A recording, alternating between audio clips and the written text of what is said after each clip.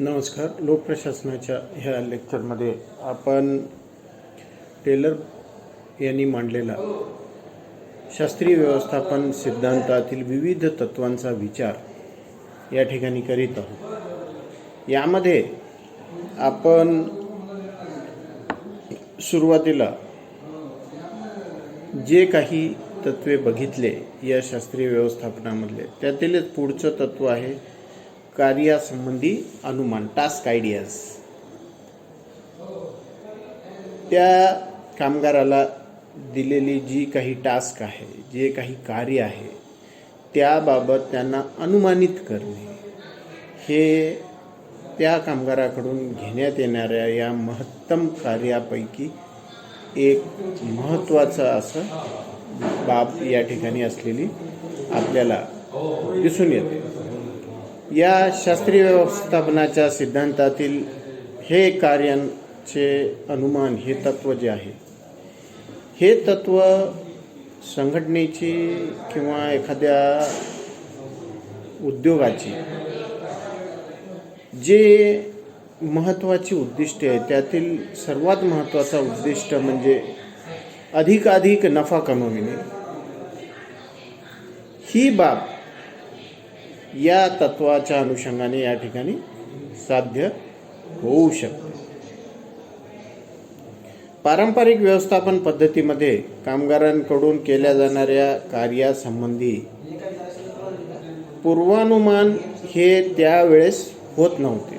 त्या काळामध्ये म्हणजे ज्या वेळेस या संघटनेमध्ये किंवा कारखान्यामध्ये हे पारंपरिक स्वरूपाची कार्य त्या ठिकाणी पार पाडण्यात येत असत, त्यावेळी त्या पारंपरिक कार्यामध्ये कामगारांना पूर्वानुमान ही बाब त्या ठिकाणी नियोजनात नव्हतीच किंवा ती होत नसे आणि त्यामुळे त्यांच्या कार्यक्षमतेचा पूर्णपणे विकास जो आहे तो होत नव्हता. परंतु टेलरने प्रत्येक कामगाराच्या प्रत्येक दिवसाच्या कार्याचे प्रमाण निश्चित करणे आवश्यक आहे यावर भर दिला. कारण ज्या काळामध्ये कार्याचं पूर्वानुमान हे करण्यात येत नव्हतं, त्या काळामध्ये त्या कामगाराने आपले कार्य हे ठराविक वेळेमध्ये जे काही पूर्ण केले ते त्या काळासाठी पुरेसे आहे किंवा आवश्यक आहे ही बाब त्या ठिकाणी स्पष्ट करणे हे कठीण होतं. त्या ठिकाणी त्यांनी केलेले जे काही कार्य आहे ते कार्य एवढ्या वेळेमध्ये एवढंच होऊ शकते ह्या बाबीची स्पष्ट कल्पना त्या ठिकाणी नव्हती. मग टेलरने आपल्या शास्त्रीय व्यवस्थापन सिद्धांतामध्ये ही बाब स्पष्ट केली. जे काही वर्किंग आवर्स आहेत, जे काही कार्याचे तास आहेत, ह्या कार्याच्या तासामध्ये एक कामगार आपले कार्य किती प्रमाणामध्ये करू शकतो, कारण प्रत्येकाच्या कार्याचे स्वरूप हे त्या ठिकाणी भिन्न भिन्न आहे. मग प्रत्येकाच्या कार्याचे स्वरूप भिन्न आहे, त्यामुळं त्या ठराविक वर्किंग आवर्समध्ये कामाच्या तासामध्ये प्रत्येक कामगार आपल्या कार्याच्या अनुरूप कार्याचं प्रमाण हे त्याचं प्रत्येकाचं वेगळं असू शकते. मग अशा वेळी त्या कामगाराचं ह्या कार्याच्या तासामध्ये तो आपले कार्य किती प्रमाणात करू शकतो अगोदर हे निश्चित करा, ह्यावर टेलरने मोठ्या प्रमाणावर भर दिलेला आपल्याला दिसून येतो. यामुळे श्रमिकाची कार्यक्षमता आणि उत्पादनामध्ये वाढ करता येते. त्याचबरोबर योग्य कार्य परिस्थिती निर्माण करून कामगारांना अधिक वेतनही देता येते. जर प्रोडक्शन ह्या कार्याचं आपण उदाहरण घेऊ तर प्रोडक्शनमध्ये जर 10 कामगार कार्य करत असतील आणि त्यांचे वर्किंग आवर्स हे जर त्या ठिकाणी 8 तास असतील, मग ह्या 8 तासामध्ये जे काही 10 कामगार त्या ठिकाणी कार्य करीत आहेत, ह्या 10 कामगारापैकी महत्तम अधिक जो कर्मचारी कार्य करू शकेल त्या कार्याला ह्या वर्किंग आवर्सचं प्रमाण त्या ठिकाणी मानण्यात येऊन प्रत्येकाला ती टास्क त्या ठिकाणी दिली पाहिजेत. त्या प्रोडक्शनमधल्या प्रत्येकाला या समान दर्जाचे वर्किंग आवर्समध्ये काम करण्याचं टास्क हे दिलं पाहिजे. जर त्या ठिकाणी तो व्यक्ती 50 वस्तूंची निर्मिती करू शकत असेल तर एका दिवसामध्ये एक कामगार जो आहे तो त्या ठिकाणी 50 वस्तूची निर्मिती करू शकतो. हे त्या ठिकाणी प्रमाण मानण्यात यावं आणि हे प्रमाण मानून प्रत्येकाला ती त्या पद्धतीनं टास्क देण्यात यावी. आणि यामध्येही ह्याच्या पुढे जाऊन टेलर सांगतो की जर का एखादी व्यक्ती सेम त्याच वर्किंग आवर्समध्ये जर का त्या ठिकाणी 52 वस्तूची निर्मिती करीत असेल तर निश्चित प्रमाणामध्ये त्या व्यक्तीला अधिक कार्य केल्याच्या मोबदल्यात अधिक वेतनही द्यायला पाहिजे.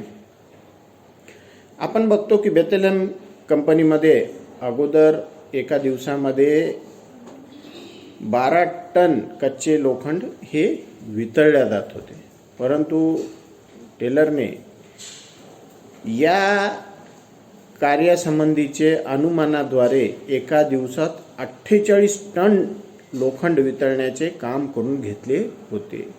काही अनुमानाचे कार्य संघटनेतील नियोजन विभागाकडेही सोपविले जावे, कारण ह्याच्यासाठी एक स्वतंत्र विभाग त्या ठिकाणी प्रत्येक संघटनेमध्ये असलेला आपल्याला दिसून येतो.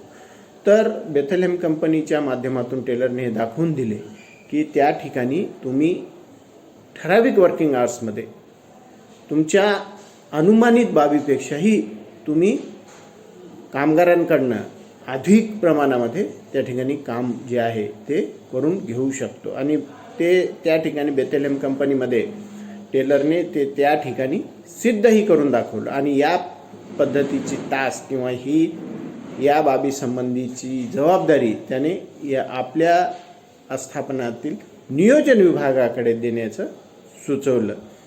त्याचबरोबर टेलरने काही व्यवस्थापकांची नवीन कर्तव्यसुद्धा त्या ठिकाणी सांगितली. त्यामध्ये 1911 साली लिहिलेला principles and methods of scientific management या पुस्तकामध्ये त्याने कार्यनिर्धारणाची जबाबदारी स्वतः व्यवस्थापकाने घ्यावी यावर भर दिला आणि 4 नवीन कर्तव्ये याबाबत त्याने त्या ठिकाणी सुचविली.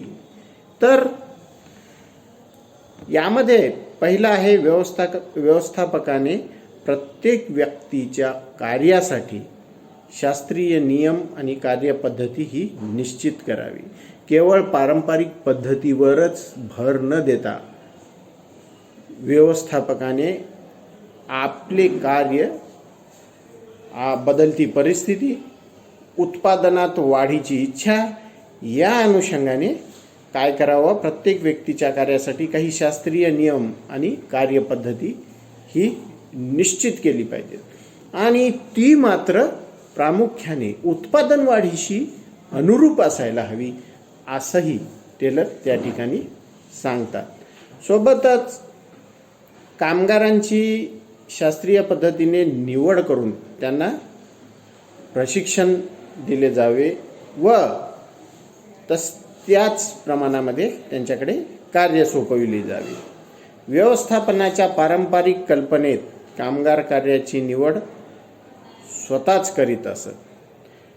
पारंपरिक ह्या व्यवस्थापकीय सिद्धांताच्या अनुरूप कामगारांची निवड ही याला कोणताही शास्त्रीय आधार त्या काळामध्ये नव्हता आणि त्यासोबत त्या कामगाराच्या आवडी इच्छेनुसार त्याच्याकडे कार्य आणि जबाबदारी सोपवण्याची पद्धत होती. परंतु आता टेलर सुचवतो की व्यवस्थापनाने या बाबी अजिबात करू नये, तर त्याऐवजी त्याने प्रत्येकाची निवड जी करायची आहे ती अगदी शास्त्रीय पद्धतीने करावी आणि त्याला अनुरूप त्याला देण्यात आलेलं प्रशिक्षण याला अनुरूप त्याच्याकडे कार्य आणि जबाबदारी ही सोपवायला हवी.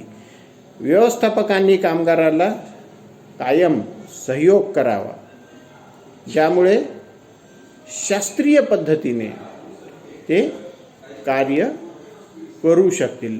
टेक्निकली ते अधिक प्रमाणामध्ये त्या ठिकाणी कार्य करू शकतील आणि याच्यासाठी ज्या सहकार्याची त्यांना आवश्यकता आहे त्या प्रकारचं सर्व सहकार्य हे व्यवस्थापकाने कामगारांना करावा असं टेलर सुचवतात. सोबतच व्यवस्थापन आणि कामगारात कार्य आणि जबाबदारीचे समान योग्य असे वाटप करण्यात आलं पाहिजे. सोबतच व्यवस्थापकांनी नियोजन, निर्देशन, संघटन, अभिप्रेरणा या स्वरूपाची जबाबदारी ही स्वतःकडे ठेवावी किंवा अशा प्रकारची जबाबदारी त्यांनी स्वतः स्वीकारावी व कामगारांकडे उत्पादनाची जबाबदारी ही सोपवण्यात यावी. म्हणजेच व्यवस्थापक जे आहेत ते बौद्धिक स्वरूपाची कार्य व्यवस्थापकाने स्वतःकडे ठेवायला हवी आणि इतर कार्य त्याला आपण क्रियात्मक अशा स्वरूपाची कार्य म्हणून ही क्रियात्मक स्वरूपाची कार्य कामगारांकडे सोपवण्यात यावी. अशा पद्धतीनं टेलरने आपल्या शास्त्रीय व्यवस्थापनाच्या सिद्धांतात सुचवलेलं आपल्याला दिसून येतं. इतर जे काही या शास्त्रीय व्यवस्थापनाची तत्त्वे आहेत ती आपण नेक्स्ट लेक्चरमध्ये बघू. धन्यवाद.